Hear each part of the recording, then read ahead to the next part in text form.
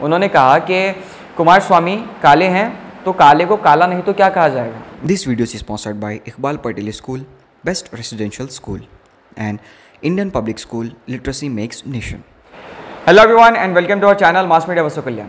तो स्वागत है आपका 9 के बाद बाई इलेक्शन के बाद एपिसोड 10 में। तो आज सबसे पहले बाई इलेक्शन की बात शुरू करते हैं कांग्रेस से, क्योंकि अगर किसी राजनीतिक दल से सबसे ज़्यादा दिलचस्प मनाजिर हमारे सामने आ रहे हैं तो वह है कांग्रेस। हाल ही में जिस तरह से ईश्वर खंड्रे के कोरोना पॉजिटिव होने की रिपोर्ट हमारे सामने आई है, उन्होंने अपने ऑफिशियल ट्विटर हैंडल से ट्वीट करके हम तमाम लोगों को ये खबर दी है, तो उसमें कुछ लोगों का ये सवाल है कि जिस तरह से कांग्रेस की कैंपेनिंग इंटरसिटी यानी कि बसवा कल्याण मेन सिटी में फीकी पड़ती नज़र आ रही थी, क्योंकि बसवा कल्याण मेन सिटी में अक़लियतों की तादाद ज़्यादा है, तो ये कहा जा रहा था कि कांग्रेस अक़लियतों को नज़रअंदाज कर रही है। और इन तमाम चीज़ों की जवाबदेही से बचने के लिए एक साजिश के तौर पर ईश्वर खंड्रे ने यह कोरोना का खेल खेला है, ऐसी अफवाहें हमारे सामने आ रही हैं। अब इसके पीछे क्या कुछ मसलियत है ये सिर्फ कांग्रेस जानती है। और अगर अगली बात करें तो वह है BZ ज़मीर अहमद खान साहब, जो अपने विवादित बयानों की वजह से इस समय सबसे ज़्यादा चर्चित हैं। जिस तरह से उन्होंने पब्लिक मीटिंग के दौरान एक लोगों को काला कुमारस्वामी, एक जो मखसूस लफ्ज़ उन्होंने इस्तेमाल किया था, सबसे पहला विवाद तो इस पर हुआ। और दूसरा विवाद ये कि जिस तरह से अपनी तकरीर में उन्होंने MIM को दलाल बताया, ये साफ स्पीच मौजूद है। इसके बावजूद भी आज जब उनसे पूछा गया, इस मुताल्लिक़ सवाल किया गया, तो उन्होंने कहा कि उन्होंने ऐसा कोई भी लफ्ज़ मेंशन नहीं किया है। तो इसके बावजूद जिस तरह से उन्होंने अपनी तहारीर को छुपाने की कोशिश की है, मास मीडिया की जानिब से जब ये सवाल किया गया कि आपने एक मखसूस लफ्ज़ इस्तेमाल किया काला कुमारस्वामी, तो उन्होंने इंतहाई मुतासबाना इस पर जवाब दिया है। उन्होंने कहा कि कुमारस्वामी काले हैं तो काले को काला नहीं तो क्या कहा जाएगा। मैं भी लंबाई में ख़द मेरा छोटा है तो लोग मुझे उस नाम से चिढ़ाते हैं। मैं इस बात को एक मुनफी तौर पर नहीं लेता, क्योंकि वाकई में मेरा ख़द बौना है। तो अब इस चीज़ को लोगों ने किस तरह से अक्स किया है, वो कई सारे नज़रियात हैं जिसमें लोग BZ ज़मीर अहमद ख़ान की सोच को सही नहीं बता रहे हैं। तो अब इसके बाद BZ ज़मीर अहमद ख़ान के क्या कुछ बयान हमारे सामने आते हैं ये तो वक्त ही बताएगा। तो चलिए आगे बढ़ते हैं और बात ऑल इंडिया मजलिस इत्तेहादुल मुस्लिमीन की करते हैं। कल का जो दिन गुजरा है 6 मार्च 2021, मजलिस इत्तेहादुल मुस्लिमीन की अभी तक की जितनी भी कैंपेनिंग थी, ये एक दिन उनके लिए काफ़ी मुफीद साबित हुआ है, क्योंकि बसवा कल्याण में जिस तरह से बैरिस्टर जनाब असदुद्दीन ओवैसी तशरीफ़ लाए, जिसके बाद बसवा कल्याण में बाई इलेक्शन का रुख बदलता हुआ नज़र आ रहा है। उन्होंने अपने तकरीर में कई सारी चीज़ें सामने लाई हैं, जिसमें उन्होंने सबसे पहले तो ये कहा कि ट्रेन चाहिए नहीं चाहिए। उन्होंने इस चीज़ को मेंशन किया और कहा कि अगर आप मजलिस को वोट करते हैं तो आपको बसवा कल्याण में एक ट्रेन फराहम की जाएगी, और इलाज के लिए लोग यहाँ से दर बदर की ठोकरें खाते हैं, तो एक बसवा कल्याण में सही से हेल्थ केयर सिस्टम भी लाने का उन्होंने वादा किया है। इसके अलावा भी उन्होंने इंडस्ट्रियल एरिया और साथ ही में दीगर तालीमी मैदान में नए नए इदारे क़ायम करने का वादा किया है।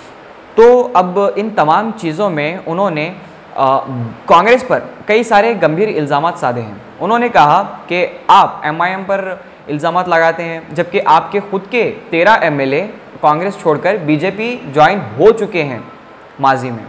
उसका जवाब कांग्रेस क्या देगी। और साथ ही में उन्होंने BJP पर भी निशाना साधा, जिसमें लक्ष्मण सऊदी ने जिस तरह से MIM को कहा था कि हैदराबाद से बसवा कल्याण, इसका जवाब उन्होंने देते हुए कहा कि BJP में खुद लक्ष्मण और अर्जुन अलग अलग होते हुए नज़र आ रहे हैं। दरअसल उन्होंने इस पर मखसूस नुक्ता साधा था सीधे मल्लिकार्जुन एस खोबा पर, जिन्होंने BJP से अपनी नाराज़गी जाहिर की थी शरणु सलगर को टिकट मिलने पर। तो अब देखना ये है कि असदुद्दीन ओवैसी ने जिस तरह से कहा है कि वो 12 अप्रैल 2021 को फिर बसवा कल्याण तशरीफ़ लाएंगे, तो क्या कुछ होगा उस समय और क्या कुछ बाई इलेक्शन के हालात बदलेंगे ये वक्त ही बताएगा। और उसके अलावा ऑल इंडिया मजलिस इत्तेहादुल मुस्लिमीन में कारवान MLA हैदराबाद से मोहिउद्दीन कौसर बसवा कल्याण तशरीफ़ लाए हैं, और आज उन्होंने मुख्तलिफ देहातों का दौरा किया और वहाँ पर डोर टू डोर विज़िट करके कैंपेनिंग की और लोगों से मजलिस के हक़ में अपना कीमती वोट देने की अपील की।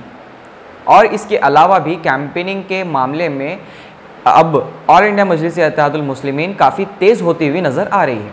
तो चलिए आगे बढ़ते हैं और बात जनता दल सेक्युलर की करते हैं। आज जनता दल सेक्युलर पूरे स्टेट में एक्स चीफ मिनिस्टर जनाब कुमार स्वामी यहाँ पर तशरीफ़ लाए, जिसके बाद उन्होंने एक प्रेस कॉन्फ्रेंस की जिसमें उन्होंने कई सारे मुख्तलिफ सवालों के जवाब दिए और साथ ही में उन्होंने बीजेड ज़मीर अहमद ख़ान पर भी निशाने साधे। अब जेडीएस में भी ये चीज़ देखी जा रही है कि जेडीएस, कांग्रेस और एमआईएम, ये जो तमाम राजनीतिक दल हैं, इसके कई सारे बड़े बड़े लीडरान बसवा कल्याण बाई इलेक्शन कैंपेनिंग में नज़र आ रहे हैं। कुमार स्वामी ने भी मुख्तलिफ देहातों का दौरा किया और लोगों से उनकी कीमती वोट का इस्तेमाल जेडीएस के हक़ में करने की अपील की। इस दौरान काफ़ी सारी भीड़ भी जुट गई क्योंकि एक्स चीफ मिनिस्टर का अहदा माजी में रखते थे कुमार स्वामी साहब। तो अब देखना ये है कि कुमार स्वामी यहाँ पर 5 से 6 दिन मुकीम रहेंगे, ऐसा कहा जा रहा है। और इस जितना भी ये वक्फा गुजरेगा उसमें जनता दल सेक्युलर के लिए क्या कुछ नई तब्दीलियाँ आएंगी, ये भी आने वाला वक्त हमें बता देगा।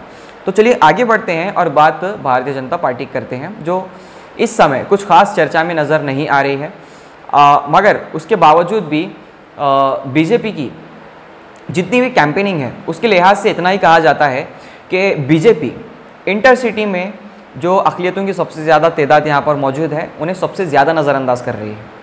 और ये माना भी जा रहा है कि बीजेपी को अब ये यकीन हो गया है कि अक़लियतों के एतबार से उन तक अक़लियतों के वोट आना एक नामुमकिन सी चीज़ बीजेपी को नज़र आ रही है, ऐसा कहा जा रहा है। तो अब इसके बावजूद भी शन्नू सलगर क्या बसवा कल्याण इंटरसिटी में, मेन सिटी में आगे अपनी कैंपेनिंग को तेज़ रफ्तार से करने में क्या कितना कुछ कामयाब रहेंगे, ये भी हमें वक्त आने वाले समय में बता ही देगा। तो चलिए आगे बढ़ते हैं और बात मल्लिकार्जुन एस खोबा साहब की करते हैं। मल्लिकार्जुन एस खोबा साहब जो इन दिनों अपनी देहातों में पकड़ मजबूत कर रहे हैं और वो जहाँ पर भी जाते हैं शन्नू सलगर पर निशाना साधने से नहीं चूकते हैं। और अब तक उनका एक ही सवाल यही कि बीजेपी ने अपना टिकट बेचा है, ऐसा कुमार स्वामी साहब कह रहे हैं और अब तक उसका जवाब बीजेपी देने से खासिर रही है। ये सवाल उनकी कैंपेनिंग में हर वक्त नज़र आता है। और इसके अलावा अगर बात की जाए मल्लिकार्जुन एस खोबा के ताल्लुक से, तो उन्होंने अपनी कैंपेनिंग में जितनी रफ्तार दिखाई है वो अभी तक किसी भी राजनीतिक दल या किसी भी बाई इलेक्शन कैंडिडेट्स की जानिब से नज़र नहीं आ रही है। तो इसका बहुत बड़ा फ़ायदा मल्लिकार्जुन एस खोबा को बाई इलेक्शन में होता हुआ नज़र आ रहा है, क्योंकि अक़लियतों की भी बहुत बड़ी तादाद और हर समाज के लोग मल्लिकार्जुन एस खोबा से जुड़ते हुए नज़र आ रहे हैं। तो बाई इलेक्शन की बात में आज का अगर कंक्लूजन देखा जाए तो वो यही है कि सबसे ज़्यादा अगर अपने कंपटीशन को बढ़ावा देने में अगर कोई राजनीतिक दल सफल रहा है तो वह है Janata Dal secular, all India मजलिस इत्तेहादुल मुस्लिमीन, और साथ ही में मल्लिकार्जुन एस खोबा जो फ़िलहाल इंडिपेंडेंट कैंडिडेट की हैसियत से बाई इलेक्शन में मुकाबला करने वाले हैं। तो अब देखना ये है कि आने वाले दिनों में जिस तरह से बड़े बड़े लीडरान यहाँ पर बाई इलेक्शन कैंपेनिंग में नज़र आ रहे हैं उसकी वजह से मुख्तलिफ राजनीतिक दलों में क्या कुछ तब्दीलियाँ आती हैं। तो आज के लिए बस इतना ही, मगर आप बसवा कल्याण में बढ़ते हुए कोरोना केसेस को देखते हुए अपने एहतियाती तदाबीर इख्तियार करें, जिसमें मास्क है, सोशल डिस्टेंसिंग है और वैक्सीन लें, और अपने घर के बड़े बुज़ुर्गों की उनका कुछ ख्याल करें और उन्हें वैक्सीन लेने के लिए गवर्नमेंट अस्पताल से रुजू करवाएं, और आप भी सुरक्षित रहें और आपके नियर एंड डियर्स को भी सुरक्षित रखने की पुरजोर कोशिश करें। तो आज के लिए बस इतना ही, मगर आप ऐसी खबरों के लिए बने रहे हमारे चैनल मास मीडिया बसवा कल्याण, अवाम की आवाज़ के साथ।